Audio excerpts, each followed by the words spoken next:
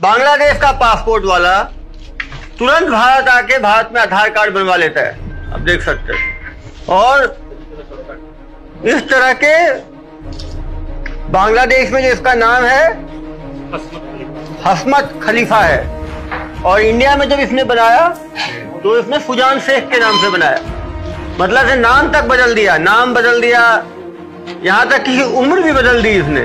कहाँ बनवाते थे? बंगाल में बनाए, अभी बेचने में आएंगे ना, पूछताछ होगी ना। तो आप समझ सकते हैं, माता का नाम, पिता का नाम सब बदल दिया, मतलब कुछ आइडेंटिटी नहीं छोड़ी अपनी। দেখছি যে পুরো কলকাতা জুড়ে জাল পাসপোর্ট চক্রের কারবারিরা ছড়িয়ে পড়েছে এবং একাধিক জাল পাসপোর্ট চক্র পুলিশ উদ্ধার করেছে, যেখানে ঠিকানা নেই, যে ব্যক্তির পাসপোর্ট তার বয়সের বা সেই ধরনের কোনো নথি নেই, তবু সে পাসপোর্ট পেয়ে গেছে। এই বিষয়ে আমাদের আরো বেশি সতর্ক হওয়া উচিত বলে আমার মনে হয়। এবং গোটা পশ্চিমবঙ্গে আমি আগেই বলেছি, আধার কার্ড, জালি ভোটার কার্ড, জালি আধার কার্ড আর জালি কি কার্ড হতে পারে, পশ্চিমবঙ্গ তো এরপরে রেকর্ড করে দেবে একটা, যে কি জালি কার্ড তৈরি করা যেতে পারে। সমস্ত কার্ড মাননীয় মুখ্যমন্ত্রী এবং তার দলবল করার জন্য পুরো একদম প্রস্তুত হয়ে আছে। এবং এরা জালিটাও এত ভালো করে করছে যে ধরা মুশকিল হয়ে যাচ্ছে। 15,000 টাকা দিন, আপনি আধার কার্ড নিয়ে নিন।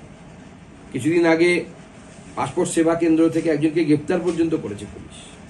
অত্যন্ত চিন্তার বিষয়, বাংলার এই সরকারের মানসিকতা ভারতবর্ষের ইন্টারনাল সিকিউরিটির জন্য থ্রেট হয়ে যাচ্ছে, বিপদ ডেকে আনছে ভারতবর্ষের ইন্টারনাল সিকিউরিটিকে। মেলা নিয়ে মুখ্যমন্ত্রী সতর্কতা জারি করেছেন এবং পুলিশ প্রশাসনকে তিনি সতর্ক থাকতে বলেছেন।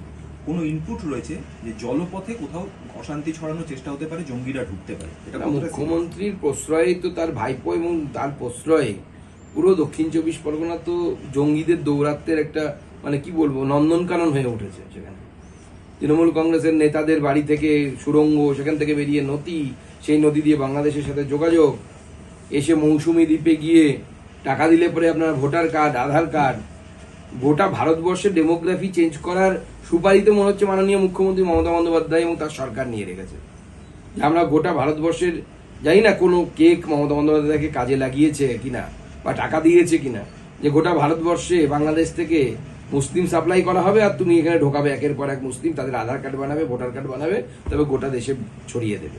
জানি না কেউ ওনাকে এই কাজ দিয়েছেন কিনা, কিন্তু তার সরকার খুব সুন্দরভাবে এই কাজ করছে। এমনকি তার নেতাদেরকে পর্যন্ত আমরা দেখেছি লোকসভা ভোটের আগে এই ধরনের বক্তব্য রাখতে মিটিং মিছিলে, যে বাংলাদেশ থেকে এলে পরে মুসলিমরা এলে তাদের নাগরিকত্বের ব্যবস্থা করে দিতে হবে, ভোটার লিস্টে নাম তুলে দিতে হবে, হিন্দুদের যেন নাম তোলা না হয়। আমরা দেখেছি এটাকে বারাসতের এক নেতা বলেছিলেন। বোঝাই তো যাচ্ছে কি প্ল্যান চলছে। এখন কি সতর্কতা করছেন আমি জানি না, কিন্তু মাননীয় মুখ্যমন্ত্রীকে শুধু এটুকু বলে দিই যে ফ্র্যাঙ্কেস্টাইন বা ভস্মাসুর যাই বলুন না কেন, তৈরি করলে মৃত্যু আপনার তার হাতেই হবে। টাউনের হাতিশালায় ইনফোসিসের নতুন একটা ক্যাম্পাসের উদ্বোধন হলো, যেখানে 4,000 কর্মসংস্থান হবে। এটা তো ভালো দিক। দেখুন, ভালো দিক হলে আমরা অবশ্যই তার প্রশংসা করব, কিন্তু আদবে কি এটা হবে? এর আগেও তো আমরা দেখেছি প্রচুর এরকম ক্যাম্পাস খুলেছে। শুধু তাই নয়, এই ধরনের ইনফোসিস ক্যাম্পাসে হায়দ্রাবাদে যে ছেলেটি চাকরি করে তার স্যালারি কত, আর কলকাতায় যে ছেলেটি চাকরি করছে তার স্যালারি কত, এবার খোঁজ নিন তো। কেন এই ফারাক হচ্ছে? আইটি কুলি হয়ে গেছে তো এর এখন। পশ্চিমবঙ্গে হচ্ছে সব থেকে কম পয়সার কুলি পাওয়া যাচ্ছে। পশ্চিমবঙ্গে যারা কাজ করতে চাইছেন তাদের মাইনে সব থেকে কম ভারতবর্ষের মধ্যে। কেন এটা হবে? আমরা চাই ডেভেলপমেন্ট হোক। ডেভেলপমেন্টের ক্ষেত্রে আমরা রাজনীতিতে বিশ্বাস করি না। আমরা মনে করি যে রাজনীতির বাইরে গিয়ে ডেভেলপমেন্টের কাজ হওয়া। আজকে সংখ্যালঘুদের একটি অনুষ্ঠান ছিল ধনধান্য স্টেডিয়ামে, সেই অনুষ্ঠানে শেষ পর্যন্ত ববি হাকিম যান। কোথাও কি দল থেকে কড়া বার্তা যাওয়ার পরে কোথাও ববি হাকিমের উপর রাশ পড়ানো হচ্ছে দলের তরফে?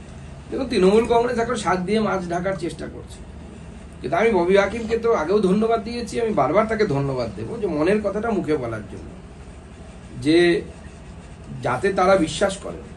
এবং আমি বলছি তো এটা অত্যন্ত দুঃখের এবং দুর্ভাগ্যের।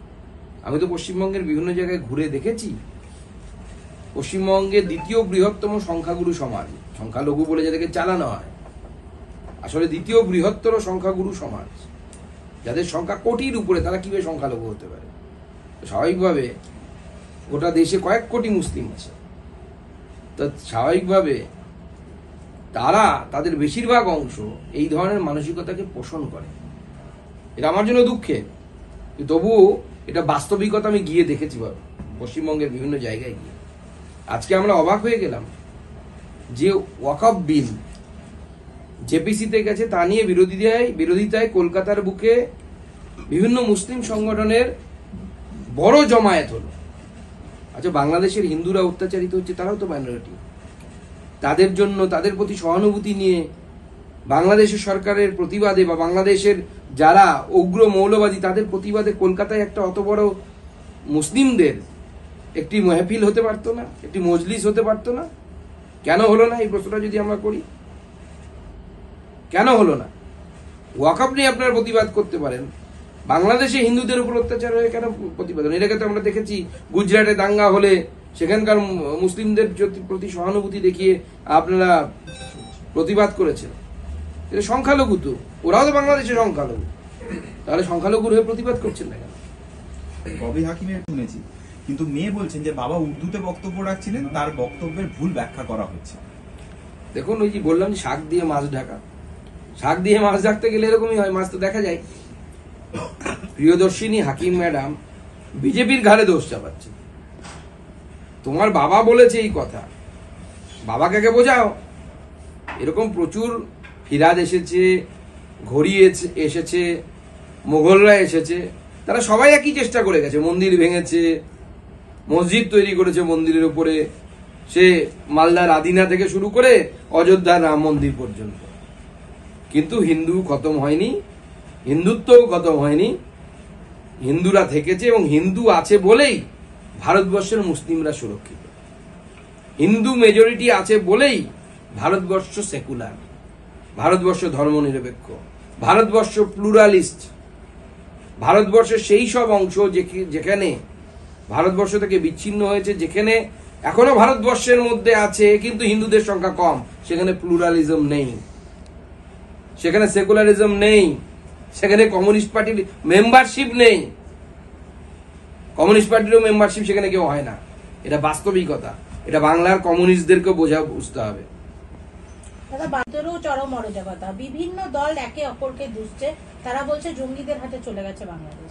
দেখুন, বাংলাদেশের বর্তমান পরিস্থিতি আমাদের জন্য ভালো নয় বা সুখকর নয়, কারণ বাংলাদেশ আমাদের প্রতিবেশী দেশ এবং অটল বিহারী বাজপেয়ী বলতেন যে আপনি বন্ধু পরিবর্তন করতে পারেন কিন্তু প্রতিবেশী কোনো পরিবর্তন করতে পারবেন না। তো স্বাভাবিকভাবে আমরা চাই বাংলাদেশের সুখ সমৃদ্ধি আসুক, বাংলাদেশে শান্তি আসুক সবার আগে। বাংলাদেশে নিত্য প্রয়োজনীয় জিনিসের দাম ক্রমাগত বাড়ছে, যতদূর আমরা মিডিয়ার মাধ্যমে খবর পাচ্ছি। একজন অপরাধ করেছে বলে তাকে চিন্ময় স্বামী তাকে গ্রেপ্তার করা হয়েছে।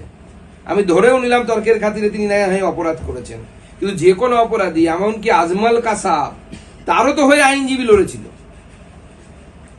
তার হয়েও তো আইনজীবী দাঁড়িয়েছিল, যে এত বড় ঘৃণ্য অপরাধ করেছে, মানুষ মানার মতো অপরাধ।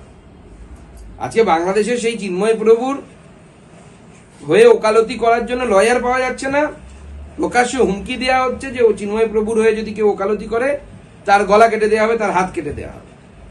এই যদি কোনো একটি দেশের অবস্থা হয়, এবং এটাই হচ্ছে সব থেকে বড় উদাহরণ, কারণ একই দেশ ছিল এক সময়, একই ডিএনএ, একই সমস্ত কিছু, একই পরিবেশ, একই বাঁশবাগান, বড় পুকুর, দিঘির মাছ, ধানের ক্ষেত, তার উপর দিয়ে ঢেউ খেলে যাচ্ছে, একই বাংলাদেশ আছে, কিন্তু প্লুরালিজম নেই, সেকুলারিজম নেই, কারণ হিন্দু নেই।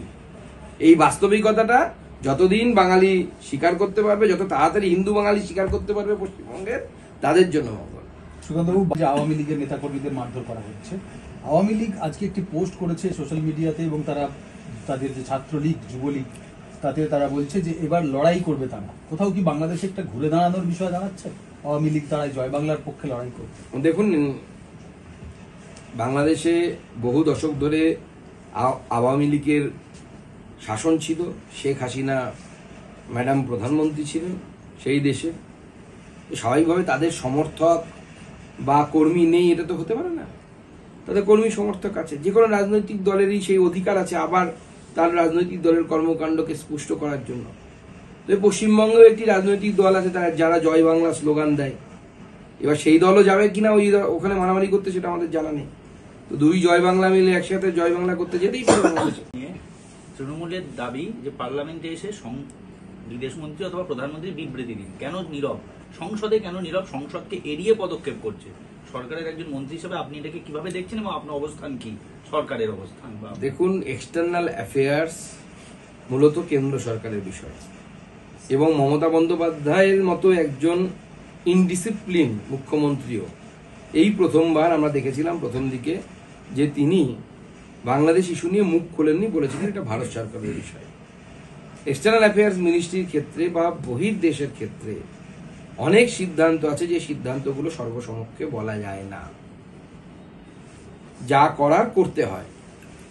যেমন হিন্দিতে একটি প্রবচন আছে, আপনারা নিশ্চয়ই জানেন, হাতির খাওয়ার দাঁত এবং দেখানোর দাঁত দুটো আলাদা হয়। তো স্বাভাবিকভাবে সব বিষয়ে বিবৃতি হয় না। ভারতীয় নাগরিকরা যদি ওখানে আটকে থাকতো, ভারত সরকার অবশ্যই বিবৃতি দিত, কিন্তু ওখানে যা হচ্ছে এটা পুরোটাই বাংলাদেশের ইন্টারনাল ম্যাটার। সেক্ষেত্রে স্বাভাবিকভাবে কোনো দেশে অন্য কোনো দেশের একটি ইন্টারনাল ম্যাটার নিয়ে ভারতবর্ষের পার্লামেন্টে আলোচনা করা যায় কি যায় না সেই বিষয়েও আমার মনে হয় বিশেষজ্ঞদের মতামত নেওয়া উচিত। বাংলাদেশে এই মুহূর্তে